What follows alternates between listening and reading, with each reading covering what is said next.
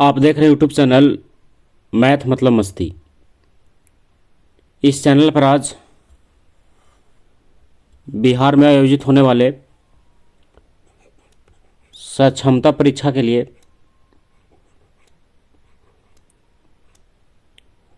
एक general science के video को देखेंगे। यह सामान्य विज्ञान का प्रश्न है जो इस एग्ज़ाम की दृष्टि से बहुत इंपॉर्टेंट होगा। तो अगर आप सक्षमता की तैयारी कर रहे हैं तो आप इस चैनल से जुड़े रह करके और लगातार अपनी तैयारी को आगे बढ़ा सकते हैं, क्योंकि इस चैनल पर गणित हो या फिर पर्यावरण हो या फिर रीजनिंग हो या फिर करंट हो, यानी कोई भी टॉपिक हो, सारे टॉपिक आपको इसमें करवाया जाएगा। तो आप इससे जुड़े रह करके अपने तैयारी को सफलता तक पहुंचा सकते हैं। तो इससे जुड़े रहने के लिए आप इस चैनल को सब्सक्राइब कर लीजिए, ताकि कोई भी वीडियो अपलोड होने पर आपके पास उसकी सूचना जो है पहुंच सके। तो इसके पहले वाले वीडियो में गणित का या फिर और किसी टॉपिक का वीडियो कंप्लीट किया गया है। आप उसको अगर देखना चाहते हैं तो इसी चैनल पर इसके प्लेलिस्ट में जा करके और वहाँ से आप सारे वीडियो को देख सकते हैं, या फिर इसका लिंक जो है और अन्य वीडियो का या फिर प्लेलिस्ट का इस वीडियो के लास्ट में या फिर इसके डिस्क्रिप्शन बॉक्स में या तो इसका आई बटन में हम दे देंगे, वहाँ से आप इसको ले करके और कंप्लीट कर सकते हैं। तो आज के इस वीडियो में हम लोग सामान्य ज्ञान के प्रश्न को देखेंगे और जहाँ तक हो सकेगा उसको विस्तार पूर्वक देखेंगे, ताकि इससे होने वाले यानी इस पे और बनने वाले प्रश्नों को भी आसानी पूर्वक समझ सकें। तो चलिए शुरू करते हैं आज का पहला प्रश्न। ये जनरल साइंस का प्रश्न है, यानी सामान्य विज्ञान का। तो वर्तमान समय में जो भी एग्ज़ाम लिया जा रहा है कंपटीशन लेवल का, उन सारे एग्ज़ामों में जनरल साइंस का जो महत्व है बहुत अधिक हो गया है। और जैसा कि इस सक्षमता परीक्षा का एग्ज़ाम भी जो है बीपीएससी टीआरई 1 और 2 के आधार पर लिया जाना है, तो उसमें भी आपको साइंस जो है अधिक संख्या में पूछा गया था। इसलिए आप इसको थोड़ा ध्यान से देखिए, ताकि ये जो है क्वेश्चन आपके लिए कंप्लीट रहे। तो आज के वीडियो के बाद भी इसमें जनरल साइंस का अनेक वीडियो आएगा, तो आप इससे जुड़े रह करके और इसको कंप्लीट कर सकते हैं। तो आज के लिए जनरल साइंस का जो है ये वीडियो नंबर फर्स्ट होगा, उसके बाद फिर दूसरे वीडियो में हम लोग देखेंगे। तो चलिए देखते हैं आज का पहला प्रश्न। तो आज का पहला प्रश्न है, कह रहा है कि किस वैज्ञानिक के अनुसार परमाणु अविभाज्य है। किस वैज्ञानिक के अनुसार परमाणु अविभाज्य है, यानी किस वैज्ञानिक ने बताया था कि परमाणु क्या है, अविभाज्य है, इसको और छोटा नहीं किया जा सकता है, यानी इसका और खंडन नहीं कर सकते हैं। तो ये किसने बताया था? तो ये बताया था किसने? डाल्टन ने बताया था। किसने? डाल्टन ने। ये किसने बताया था? डाल्टन ने। ये लिखावट में थोड़ा सा गलत है, लेकिन आप इसका नाम को ध्यान रखिएगा, क्या है ये? डाल्टन है। किस वैज्ञानिक के अनुसार परमाणु अविभाज्य है? तो डाल्टन के अनुसार। अब ये दूसरा क्वेश्चन में, तो ये पहला प्रश्न जो हम लोग देखे हैं कि डाल्टन इसका आंसर हो रहा है, तो डाल्टन ने बताया था कि परमाणु को और छोटा नहीं किया जा सकता, यानी इसका विभाजन जो है और नहीं कर सकते हैं, यह सबसे छोटा कण है। लेकिन डाल्टन के बाद आने वाले वैज्ञानिकों ने इसका विभाजन किया और इसे अन्य भागों में, अन्य कई छोटे कणों में इसको बांट दिया। लेकिन डाल्टन ने बताया था कि इसका और विभाजन संभव नहीं है। तो आप चलिए क्वेश्चन नंबर 2 है, कह रहा है कि परमाणु के मौलिक कण कौन कौन से हैं। तो परमाणु का मौलिक कण जैसे ये है कि डाल्टन तो बता दिया कि इसका विभाजन नहीं किया जा सकता है, लेकिन उसके बाद वाले वैज्ञानिकों ने उसका विभाजन किया, तो उन्होंने विभाजन करके और कौन कौन से मौलिक कण इसका बताया कि कौन इसका मौलिक कण है, किसका? परमाणु का। तो ऑप्शन ए में है न्यूट्रॉन, इलेक्ट्रॉन और 3 में है प्रोटॉन। तो न्यूट्रॉन, इलेक्ट्रॉन, प्रोटॉन क्या है? तीनों इसका मौलिक कण है। क्या है ये? तीनों इसका मौलिक कण है, न्यूट्रॉन, इलेक्ट्रॉन और प्रोटॉन। तो तीनों क्या होगा, इसका मौलिक कण होगा।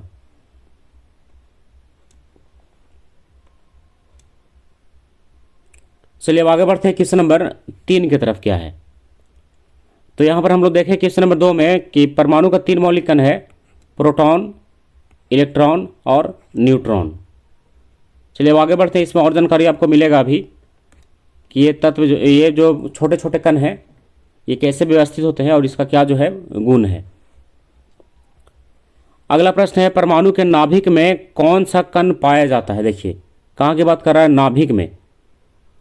परमाणु के नाभिक में कौन सा कण पाया जाता है। तो परमाणु में देखिए बताया था, ये रदरफोर्ड के द्वारा क्लियर किया गया था कि परमाणु में एक नाभिक है और उसके चारों ओर जो है इस प्रकार से इलेक्ट्रॉन चक्कर लगाते हैं। तो नाभिक कहने का मतलब केंद्र। तो यही पूछ रहा है कि परमाणु के नाभिक में कौन सा कण पाया जाता है। तो ये जो परमाणु का नाभिक है केंद्र, तो इसमें कौन सा कण पाया जाता है। तो इसमें कौन सा कण पाया जाता है, तो इसमें पाया जाता है प्रोटॉन और न्यूट्रॉन, यानी पी और एन, प्रोटॉन और न्यूट्रॉन। तो प्रोटॉन और न्यूट्रॉन पाया जाता है, इसलिए ऑप्शन कौन सा सही होगा, ऑप्शन इसका 3 जो है सही होगा कि प्रोटॉन भी और न्यूट्रॉन भी। तो परमाणु के नाभिक में प्रोटॉन भी पाया जाता है और न्यूट्रॉन भी पाया जाता है। तो आप दोनों को ध्यान रखिएगा, प्रोटॉन और न्यूट्रॉन। थोड़ा सा हम लोग इसमें समझ लेते हैं, जो परमाणु का नाभिक है यानी केंद्र है उसमें प्रोटॉन और न्यूट्रॉन पाया जाता है, लेकिन इसके बाहरी ओर का जो घेरा है इसमें इलेक्ट्रॉन चक्कर लगाता है। कौन घूमता है इधर, इलेक्ट्रॉन इसमें चक्कर लगाता है। तो ये भी जो जानकारी है रदरफोर्ड के द्वारा ही दिया गया है कि परमाणु में एक नाभिक होता है और इसके चारों ओर इलेक्ट्रॉन जो है चारों ओर घूमते रहता है। तो चक्कर कौन लगाता है, इलेक्ट्रॉन, लेकिन केंद्र में कौन रहता है, प्रोटॉन प्लस न्यूट्रॉन। तो दोनों प्रश्न को आप ध्यान रखिएगा। अब आते हैं क्वेश्चन नंबर 4 में। कह रहा है कि प्रोटॉन पर कौन सा आवेश होता है। देखिए जो प्रोटॉन है इस पर कौन सा आवेश होता है, धन आवेश होता है कि ऋण आवेश होता है कि आवेशहीन है कि इसमें से कोई आवेश नहीं है। तो देखिए इसमें होगा क्या, जो प्रोटॉन है इस पर धन आवेश होता है। कौन सा आवेश, धन आवेश। तो ऑप्शन नंबर 1 इसका सही है, धन आवेश। तो थोड़ा तीनों को हम लोग समझ लेते हैं। एक हो गया प्रोटॉन, एक हो गया न्यूट्रॉन और एक हो गया इलेक्ट्रॉन। तो देखिए सबसे पहला है प्रोटॉन, तो इस पर कौन सा आवेश है, तो इस पर होता है धन आवेश। कौन सा आवेश, धन आवेश। और इलेक्ट्रॉन पर ऋण आवेश और न्यूट्रॉन पर यह आवेशहीन है। तो इसको हम लोग 0 करके समझ लेते हैं, ये क्या है, आवेशहीन है। तो ये तीनों प्रश्न को आप ध्यान रखिएगा, प्रोटॉन, न्यूट्रॉन और इलेक्ट्रॉन। जो प्रोटॉन है उस पर धन आवेश, न्यूट्रॉन पर कोई आवेश नहीं और इलेक्ट्रॉन पर ऋण आवेश। तो तीनों पॉइंट को आप ध्यान रखिएगा, प्रोटॉन, न्यूट्रॉन, इलेक्ट्रॉन, धन आवेश, आवेशहीन और ऋण आवेश। यहाँ किसका पूछ रहा था, यह पूछ रहा था किसका, पी यानी प्रोटॉन का। तो कौन सा आवेश हो गया, धन आवेश। क्लियर। चलिए अब आते हैं क्वेश्चन नंबर 5 की तरफ। तो 5वां कह रहा है निम्न में से एक उप धातु को पहचाने। देखिए यहाँ पर 4 ऑप्शन दिया है, तो चारों ऑप्शन में कौन सा उप धातु है। चलिए एक होता है धातु, एक होता है अधातु और एक होता है उप धातु। तो आपको परिभाषा पता होगा कि उप धातु का जो व्यवहार है धातु और अधातु दोनों से मिलता है, इसलिए हम लोग इसको उप धातु बोलते हैं। अंग्रेजी में इसको सेमीकंडक्टर बोला जाता है, उप धातु। तो देखिए उप धातु इसमें से कौन है, ऑप्शन 1 में हाइड्रोजन, बी में है हीलियम, सी में है बोरॉन और डी में इनमें से कोई भी नहीं। तो ऑप्शन नंबर 3 जो है ये क्या है, ये एक उप धातु है, बोरॉन। क्या है, एक उप धातु है, बोरॉन। तो उप धातुओं की संख्या 7 है, उप धातुओं की संख्या 7 है। Boron, silicon, germanium, arsenic, antimony, tellurium, polonium. 1 2 3 4 5 6 7। तो उप धातुओं की संख्या कितना है, 7 है। एक बार फिर से नाम इसका सुन लीजिए, boron, silicon, germanium, arsenic, antimony और टेलुरियम और लास्ट में है पोलोनियम। तो उप धातुओं की संख्या कितना हो गया, 7 हो गया। तो यही 7 में से कौन आ रहा है, एक बोरॉन आ रहा है जिसका संकेत जो है Br होता है, बोरॉन। Br नहीं, बी केवल होगा बोरॉन का। एक ब्रोमीन होता है, तो ब्रोमीन नहीं, बोरॉन है ये, बोरॉन, ध्यान रखिएगा। चलिए बढ़ते हैं क्वेश्चन नंबर 6 में। अब कह रहा है कि मैग्नीशियम का संकेत क्या होता है। देखिए मैग्नीशियम का संकेत क्या होगा, किसका, मैग्नीशियम का। तो मैग्नीशियम का संकेत क्या होता है, तो मैग्नीशियम का संकेत होता है Mg। क्या होता है, Mg। तो ऑप्शन नंबर 3 सही है, Mg, मैग्नीशियम। मैग्नीशियम का क्या हो गया, Mg, मैग्नीशियम। और यहाँ पर और कुछ दिया हुआ है, जैसे Mn, ज़्यादा धोखा इसमें स्टूडेंट को होता है। Mn, तो ये क्या है, मैग्नीज का है। Mn किसका है, मैग्नीज। और Mg किसका है, मैग्नीशियम। और ये M जो है किसी के साथ मिल नहीं रहा है, तो यहाँ पर आंसर जो सही होगा इसका Mg होगा, यानी मैग्नीशियम होगा। तो मैग्नीशियम का परमाणु संख्या जो है 12 होता है, इसको ऐसे भी ध्यान रख सकते हैं, और मैग्नीज का 25 होता है। तो दोनों क्या है, एक अलग अलग धातु है, दोनों धातु है लेकिन अलग अलग है। Mg हो गया मैग्नीशियम का, और Mn किसका हो गया, मैग्नीज का हो गया। तो यहाँ पर आंसर कौन सा सही होगा, Mg यानी मैग्नीशियम। ठीक है, तो इसमें अगर संभव हो सके तो आप कम से कम 20-25 तक जो तत्व है उसको एक नज़र देख लीजिएगा। अगर आप पहले कभी याद किए होंगे तो आपके नज़र में ज़रूर जो है वो आ जाएगा। चलिए अब आगे बढ़ते हैं क्वेश्चन नंबर 7 में। कह रहा है क्षार का पीएच मान 7 से डॉट डॉट डॉट होता है, यानी 7 से क्या होता है, कम होता है, अधिक होता है, या बराबर होता है, या फिर इनमें से कोई सही नहीं हो रहा है। तो जो क्षार है, क्षार का पीएच मान क्या होता है, 7 से अधिक होता है। क्षार का पीएच मान क्या होगा, 7 से अधिक होगा। तो ऑप्शन नंबर 2 सही है, 7 से अधिक। एक होता है आम्ल, तो आम्ल का जो पीएच मान है क्या होता है, 7 से ये कम होता है। और क्षार का जो पीएच मान है 7 से अधिक होता है। ये दोनों को आप जरूर ध्यान रखिएगा। आम्ल का पीएच मान 7 से कम और क्षार का पीएच मान 7 से अधिक। तो दोनों पॉइंट को आप ध्यान रखिएगा। इसके लिए एक वैज्ञानिक सोरेनसन के द्वारा एक पीएच मान का स्केल दिया गया था, जिसके अनुसार बताया गया कि आम्ल का पीएच मान 7 से कम होता है, और क्षार का पीएच मान 7 से अधिक होता है, और जो उदासीन होता है उसका पीएच मान 7 होता है। उदासीन का पीएच मान 7 होता है। तो आम्ल का हो गया 7 से कम, क्षार का हो गया 7 से अधिक, और उदासीन का हो गया 7। तो तीनों पॉइंट जो है इसमें आ रहा है। क्लियर। अब आते हैं क्वेश्चन नंबर 8 में। शुद्ध सोना कितने कैरेट का होता है। देखिए शुद्ध सोना कितने कैरेट का होता है। सोना का संकेत क्या होता है, तो सोना का संकेत होता है AU, यानी औरम। औरम, इसमें आप धोखा खा सकते हैं, एस से सोना नहीं होता है। AU जो है औरम, लैटिन शब्द से लिया गया है, लैटिन भाषा से, तो AU होता है इसका, AU, औरम। तो शुद्ध सोना कितने कैरेट का होता है, तो आपको पता होगा कि शुद्ध सोना जो है 24 कैरेट का होता है। कितना कैरेट का, 24 कैरेट का। तो ऑप्शन नंबर 22 जो है 24, इसका 2 ऑप्शन नंबर सही होगा। कितना कैरेट, 24 कैरेट। शुद्ध सोना 24 कैरेट। चलिए आगे बढ़ते हैं अब क्वेश्चन नंबर 9 में। तो देखिए 9वां प्रश्न है, विद्युत का सबसे अच्छा चालक डॉट डॉट डॉट होता है, यानी कौन होता है।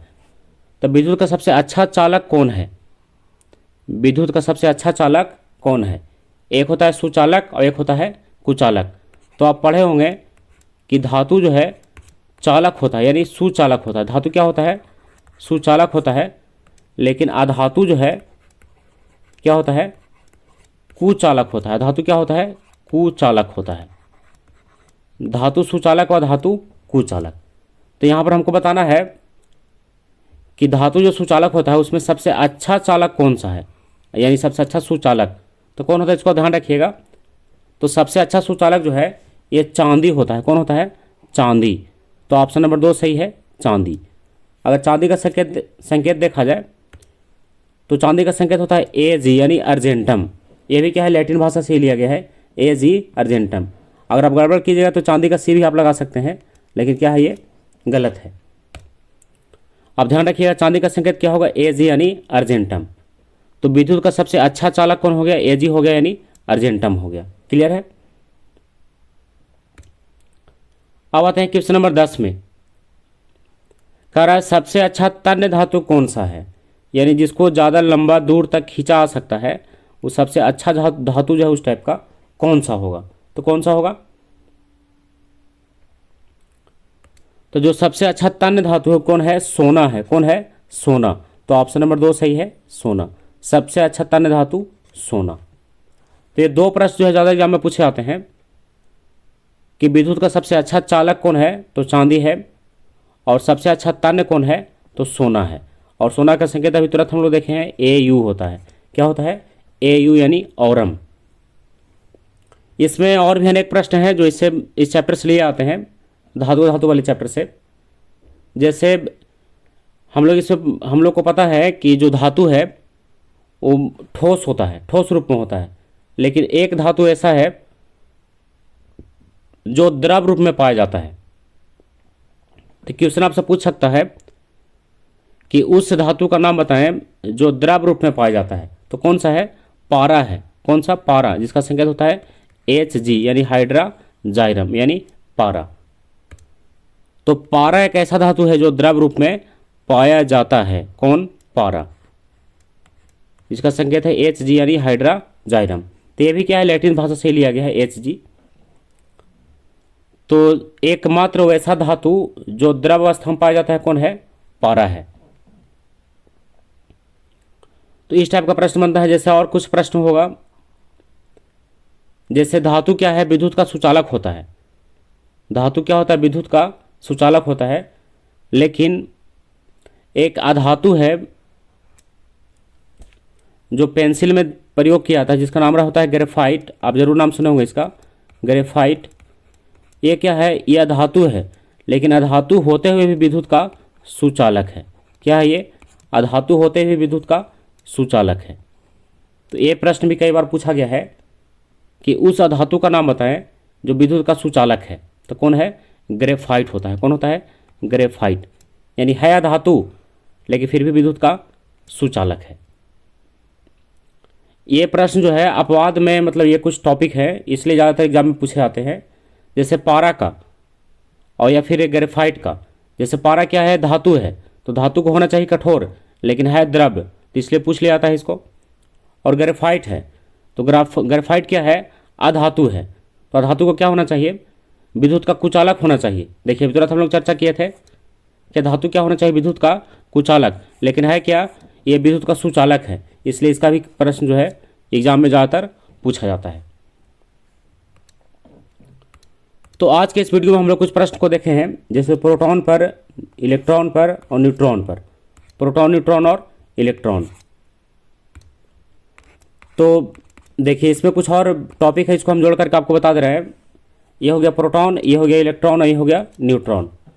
तो जो प्रोटॉन है ये जो है, अच्छा इसमें एक नाभिक होता है, ये भी अभी चर्चा हुआ था, लेकिन थोड़ा सा और हम इसको बता दे रहे हैं ताकि इस आने वाला प्रश्न जो आपसे छूट ना पाए। इसके नाभिक में रहता है प्रोटॉन और प्लस न्यूट्रॉन। कौन को रहता है? प्रोटॉन और न्यूट्रॉन। तो ये दोनों नाभिक में हो गया प्रोटॉन और न्यूट्रॉन। और इसके चारों ओर चक्कर कौन लगाता है? इलेक्ट्रॉन चक्कर लगाता है। कौन चक्कर लगाता है? इलेक्ट्रॉन। इस पर अगर आवेश देखा जाए तो जो प्रोटॉन है उस पर धनावेश, इलेक्ट्रॉन पर ऋण आवेश और न्यूट्रॉन पर कोई आवेश नहीं, जिसको हम लिखते हैं जीरो, है ना। तो ये हो गया कौन सा? ये हो गया प्रोटॉन, कौन सा आवेश? धन आवेश। ये हो गया इलेक्ट्रॉन, कौन सा आवेश? ऋण आवेश। और ये हो गया न्यूट्रॉन यानी आवेशहीन। ये तीन प्रश्न यहाँ बना और 3 प्रश्न यहाँ भी बना। और देखिए इसमें क्या प्रश्न है। इसमें और प्रश्न बनता है कि जो प्रोटॉन है उसका खोज कौन किया? तो प्रोटॉन का खोज किसने किया है? प्रोटॉन का खोज किया है गोल्डस्टीन ने। किसने? गोल्डस्टीन। इसके खोजकर्ता का नाम है गोल्डस्टीन। हो गया। और देखिए इसके बाद आता है इलेक्ट्रॉन। तो इलेक्ट्रॉन का खोज किया है किसने? चैडविक ने किया है। किसने? चैडविक ने, थॉमसन ने। न्यूट्रॉन का किया है चैडविक ने, इलेक्ट्रॉन का किया है किसने? थॉमसन।